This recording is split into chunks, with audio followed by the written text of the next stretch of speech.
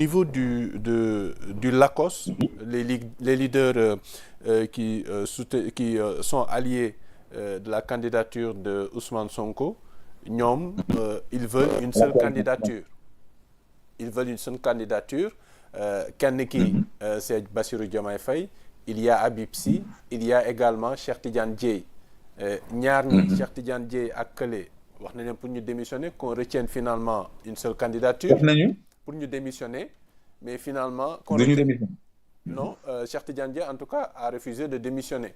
Mais foofu noonu également, est-ce que du am peut-être benn impact négatif sur les objectifs en tout cas de cette opposition-là bi nga xam ne ñoo bëgg jël réew mi en le 25 février.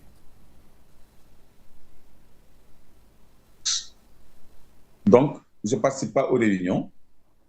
Donc xawma lu xew ci biir. Mais j'analyse selon la logique. D'accord. Il y a deux possibilités. Les deux possibilités, quelles sont-elles? La première possibilité, mooy ñoom ñett ñu dem aux élections pour am 3 fois plus de temps d'antenne et 3 fois plus d'opportunités de communiquer aux Sénégalais, tout en sachant qu'au final, ils vont verser pour un seul candidat dans la dernière semaine de la campagne. Kooku mën na nekk une stratégie. J'extrapole, hein? Je suis pas sûr que ce soit ça. Oui. Ça peut être ça. Ça peut être aussi autre chose. Parce que man, li ma gis man, en toute logique, les candidatures de Cheikh Tidiane Dièye et de Habib Sy étaient des candidatures de substitution. C'était des candidatures de sécurisation du projet PASTEF. Au cas où Bassirou Diomaye ne passerait pas. Et il était prévu, mais de retenir Bassirou Diomaye de faire, comme j'ai dit. Il a faussé tous les calculs. Il a faussé tout le jeu. Alors maintenant, le choix logique de PASTEF, mais c'est Bassirou Diomaye. C'est-à-dire un choix interne. Maintenant, s'ils font un choix externe, c'est-à-dire qu'ils prennent, le PASTEF prend un candidat en dehors de PASTEF, kooku perception négative la ñuy envoyé population yi wala yenn observateurs yu mel ni man. Parce que man su ma gisee ni par exemple la force politique majoritaire au Sénégal c'est le PASTEF, le faiseur de roi c'est le PASTEF. ma gis ni bi ñu sosee Yewwi Askan Wi en tant que membre fondateur, le président de la conférence des leaders c'était Khalifa Sall. Le président de la commission d'investiture, c'était Habib Sy. Celui qui se chargeait des élections, c'était Déthié Fall et Saliou Sarr de Taxawu Sénégal. Alors que la force était de PASTEF. Mais le premier rôle, c'était les autres. Ñu dem élection, Ousmane Sonko n'est pas candidat. Il a battu campagne pour tout le monde. Mu jox Taxawu 13 députés. yéen a ngi fàttaliku benno Siggil Sénégal xaw ma benno seen coalition bi ñu defoon 2017 je sais plus comment ça s'appelait mais ñoom toute la coalition 7 députés la ñu amoon je crois quelque chose comme ça Khalifa Sall benn siège la ci amoon donc ou 4 je ne sais plus en 2017 ils avaient peu de députés mais 13 députés ils doivent ça à Ousmane Sonko. La mairie de Dakar, ils doivent ça à Ousmane Sonko. Mais gis ngeen après, ñu leen trahir. Donc, bu ñu demee ci ay présidentielles, PASTEF moom la askan bi di voteel, moom la askan bi bëgg a jox. waaye yow mi askan bi bëgg a jox bu fekkee ni li la askan bi di jox da nga koy jëkkaane loolu non respect du suffrage universel. Ce n'est pas respecter le suffrage des Sénégalais. Parce que Barthélémy Dias dafa def détournement de suffrage parce que dañ ko voté parce que opposant à Macky Sall lañ ko jàppe woon mu jël suffrage yi dem ci Macky Sall. Bamba Fall il a fait un détournement de suffrage parce que waa Médina dañ ko jàppee un opposant au régime ñu voté ko mu jël mandat bi dem ci Macky Sall. Mais dans cette élection présidentielle su fekkee ni Pastef jëlul li ko askan bi jox te mu mën ko jël on aurait compris ñu bloqué Bassirou Diomaye ñu jël Cheikh Diane wala Habib Sy kenn si ñoom mais bu dee Diomaye dem na ma foi ça ne se pose plus Habib Sy qui disait que bu fekkee ni candidature Ousmane Sonko jàll na moom renoncer ci candidature mais war na respecter choix Ousmane Sonko bu fekkee ni le choix de Ousmane Sonko se porte sur Bassirou Diomaye maintenant s'il ne se porte pas sur Bassirou Diomaye nag kooku c'est un autre débat loolu daal mooy sama gis-gis bu gàtt mais normalement ça devait être un avantage de grâce parce que là déjà dafa wane boppam ci baatin dafa wane boppam ci parrainage dafa wane boppam ci proximité ak complicité diggante Ousmane Sonko ak Bassirou Diomaye Faye bu ñu daan dem réunion conférence des leaders s'il y avait des sujets qui fâchent des sujets difficiles Ousmane Sonko Bassirou Diomaye lay yebal moom Ousmane Sonko moom ko waxal boppam parce que courtoisie mayu ko muy weranteeg ay Khalifa Sall mu joxoon cër bi donc moom Bassirou Diomaye la doon yebal moom il est sur ses principes il est à cheval sur ses principes s'il doit dire non il dit non s'il n'est pas d'accord il dit qu'il n'est pas d'accord dañ dem ba ci biir sax Khalifa Sall benn mesure arbitraire ni léegi tout leader qui s'absente à la conférence des leaders ne pourra se faire représenter cette mesure ne visait que Diomaye parce que dafa leen doon sonal foofu kon kooku tey digganteem ak Ousmane Sonko mi nga xam ne il lui fait entière confiance il m'a dit aussi Ousmane Sonko qu'il lui faisait confiance au point de pouvoir lui confier sa vie nee na Bassirou je peux même lui confier ma vie kon kooku wóoru na ko man donc dama gëm jusqu'à preuve du contraire parce que politique kenn xamul ni moom moo war a nekk choix Ousmane Sonko te gis naa les leaders de l'ACOS ci seen conférence de presse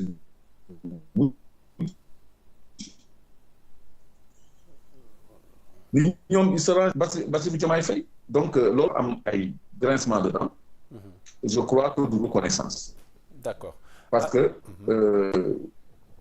parrainage yi ni mu demee xam nañ ko Habib Sy ni mu amee ay parrainage am aussi xam nañ ko xam nañ yan député ñoo ko parrainé donc du reconnaissance bu fekkee ni y a des réticences d'accord alors beneen bi Clédor balaa ñuy jeexal ma bëggoon juste ñu apprécier li nga xam ne mooy mise en garde encore bi nga xam ne njiitu réew mi def na ko bu ñu fàttalikoo ci adresse à la nation ne woon na ba fileeg muy génn ci bopp nguur gi dina fexe ba réew mi kenn du ko yëngalaat PDS bi ñu retiré seen candidat muy Karim Wade nee nañu élection en tout cas du am sans Karim Wade il a mis en garde daal di réitérer cette mise en garde là tey yow ban lecture ngay am ci posture boobu noonu jàpp nga ne c'est normal war na veiller à ce qu'il y ait la paix et la sécurité et que les élections se tiennent dans l'apaisement. Mais ça c'est son rôle de chef d'État. Mais a-t-il besoin de le proclamer, une proclamation qui revêt des atouts de menace. ma lay fàttali ni màggalu Touba ak gàmmu Tiwaawan président Macky Sall dafa dem ànd ak général Moussa Fall ak général Meïssa Sénégal di menacer population yi naan képp ku fi jéem a saboter màggal bi wala gàmmu gendarmerie jël na ay décision pour dal ci kaw comme si au Sénégal dafa am ay nit ñoo xam ne dañu pare pour saboter ay màggal ak ay gàmmu lu musul am Sénégal ñoom ñu koy imaginer mais li ma retenir foofu rek mooy les menaces contre le peuple. Mais pourquoi on nous menace tout le temps? Il nous reste un mois. Mais pourquoi nous menace-t-il? Un peu boo xam ne rey nañ ci des centaines de personnes et on rend responsable des pick-up yoo xam ne dañoo démarrer siège APR toute blanche une cinquantaine de pick-up yëpp ay nervis yu rey ay nit ñëpp di ko gis devant les forces de l'ordre. On a même poussé la police à faire une conférence de presse tatillonne ba France 24 rusloo ñun ñu am gàcc ci suñu police nationale ci communication boobu mu doon tenté def protéger ay nervis ñu teg loxo ci document buy attesté ni présidence dafa commander ay munitions des millions de munitions attestation de destination finale colonel Babacar Gaye bu présidence moo ko signé de sa main et ces documents sont par devers nous ñu exploité ko ci benn rapport bu ñu war a remettre CPI entre autres preuves 2000 personnes environ ñu ngi croupir dans les prisons pour des délits d'opinion Oustaz Assane Seck dafa xalaatam ci kaw Ousmane Sonko ñu tëj Fadilou Keïta il s'est interrogé j'espère qu'ils n'ont pas tué mon frère comme Hadjibou Soumaré s'était interrogé ñu téye ko yóbbu ko Bassirou Diomaye Faye il a fait un poste d'intellectuel par rapport aux dérives de la justice que nous constatons au Conseil constitutionnel ñu tëj ko ci kaso bi donc Cheikh Omar Diagne mu am liberté provisoire bu mu acquérir de facto parce que chambre d'accusation un mois après su statué wul la liberté provisoire est acquise moom ak Karim Xrum Xax ñu détenir leen arbitrairement Aliou Sané ñu détenir ko arbitrairement ñu am cas yooyu yëpp war ko jooy war ci wut saafara mais non content de tout cela on nous menace encore mais pourquoi nous menace-t-il à un mois de son départ lan moo ko fi jar parce que fi mu nekk nii les populations li ñuy wax mooy ñun xeexuñu élection la ñu bëgg a dem mais ils n'ont pas de sparring partner xale yi nee nañu ñoom xeex nañu ba pare gagné nañu 2021 gagné nañu 2023 léegi élection la ñu war a gagné c'est fini pourquoi suspecter des troubles à l'ordre public li mën a indi ay troubles à l'ordre public moo ñu fausser le rendez-vous à ce peuple-là te ñi nekk responsable ce sera ceux qui décideront de fausser rendez-vous à ce peuple-là le 25 février 2024. D'accord. Donc, Clédor, donc il n'est pas envisageable un report, en définitive. Un report n'est pas... ce serait une violation de la Constitution qui dit que le mandat est de 5 ans. Léegi nag Sénégal nekkul ci situation d'exception. On n'est pas dans une situation de crise. Nekkuñu ci situation de crise. Donc, lan moo fi jar, mais allons aux élections. En 2019, on a éliminé des candidats. Sur 29, on avait retenu que 5. Ñi nga xam ne dañu leen spolié woon, ils s'étaient organisés dans un cadre de 25. Le C25, ñëpp a ngi koy fàttaliku. Mais terewul élection dafa am. Karim Wade bokkul woon, Khalifa Sall bokkul woon, c'était des ténors. À l'époque, ñu représenté woon ci 2019 sax représenté ko actuellement ni. En 2019, les ténors c'était pas le Pastef. C'était Karim Wade et Khalifa même dem nañu élection. Pastef exclure nañ ko par son leader, mais am na candidat par le numéro 2 et par 2 autres candidats de substitution. Donc ngal nañu dérouler le calendrier républicain. Parce que Sénégal dañu baaxoo prêter serment le 1er avril. Baaxoo def passation de service le 2 avril. Le nouveau président élu organiser la fête de l'indépendance le 4 avril. Loolu mooy calendrier républicain. L'élection présidentielle doit se tenir le dernier dimanche du mois de janvier. Le deuxième tour le dernier dimanche du mois de février. Loolu lañu régler le calendrier républicain. Boo ko laalee rek 1 an lay dem. Mënul dem 6 mois.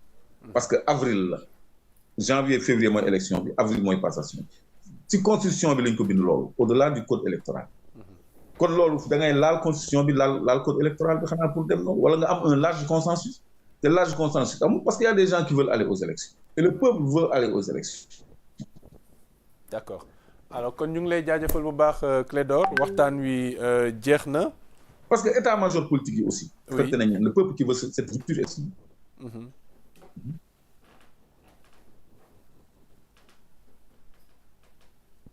Allô Clédor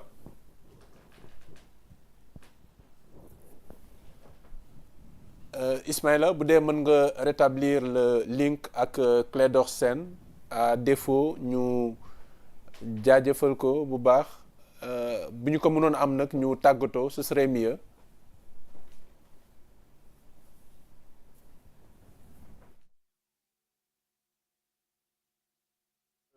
Clédor Sène mën nañ ko amaat Ismaïla. Certainement il pourra revenir Clédor Sène bu ko defee s'il veut participer au débat bi nga xam ne dañ koy wëyal sur le plateau mu ñëw bu fekkee ne temps wam mayu ko aussi il a l'occasion mu revenir pour ñu tàggatoo bu ko defee rek ñu jaajëfal ko ci teewaay bi mbokk yi kon ñu wëyal rek waxtaan bi ak suñu ay invité tàmbale plateau bi nga xam ne fas nañ yéene dégtal leen ko am ci mbégte nag dalal ki nga xam ne mooy Guissé Mouhamadou Guissé secrétaire national chargé des partenariats du PRP coalition Déthié Fall 2024 Guissé content de vous retrouver ñu ngi lay dalal ci Sénégal 7. Merci beaucoup. Aussi di kontaan ci ñëw bi. plateau